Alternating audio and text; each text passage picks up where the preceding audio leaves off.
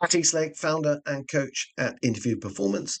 And in this short video, we're going to explore the civil service behaviour managing a quality service.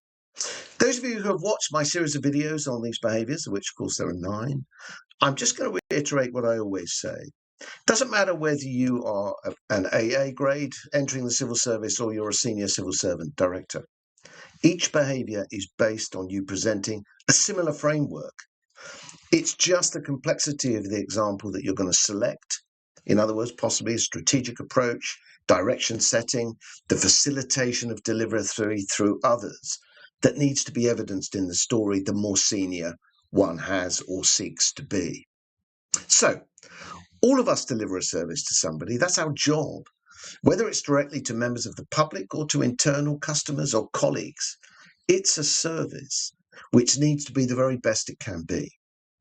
Often a service has many different elements or stages in its value chain. And what we would like from our staff, you, is that you are very focused on understanding what the customer needs. And one way we know this is because we're continuously seeking feedback. So in our example that we select, the situation is often that we were responding in some shape or form to feedback, either that the service is not working or there is a new service that's required.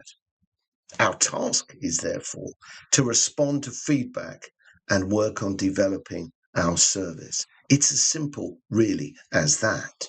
So as you know, with STAR, I use STCAR, where C are the challenges. So at this stage, we need to identify what the challenges, might be due to the task. So the first thing is, how do we know exactly what our customers want? They may not know themselves or may not be able to articulate it, or we may not have the information. Secondly, there's a risk that any changes might not work for everybody. Thirdly, it could be expensive to change the service.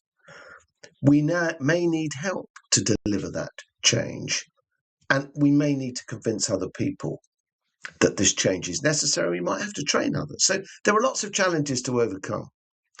And this is where we demonstrate the managing a quality service behaviour through a simple framework. And I think if you can take this and build your story over the top, you'll be demonstrating the behaviour. So first of all, take a deep dive into the feedback that you can get.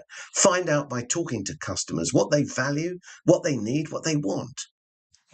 Compare and contrast this against the current value chain, i.e. what you are delivering. Can this be improved, or does it need to be reinvented? Having identified the needs and improvements, and there will be some, obviously, start to bring others into the conversation. It could just be colleagues. It could be departments. It could be senior staff. Get them interested. Use your knowledge and research to convince others and secure that support that you will need. And it could be IT if we're making changes to technology. Think about any risks that the changes may create. Work through that plan and development, testing anything if necessary. It doesn't have to be huge. And developing the service, critically ask for feedback along the way. Is it working? But improving a service is a continuum. It should never stop.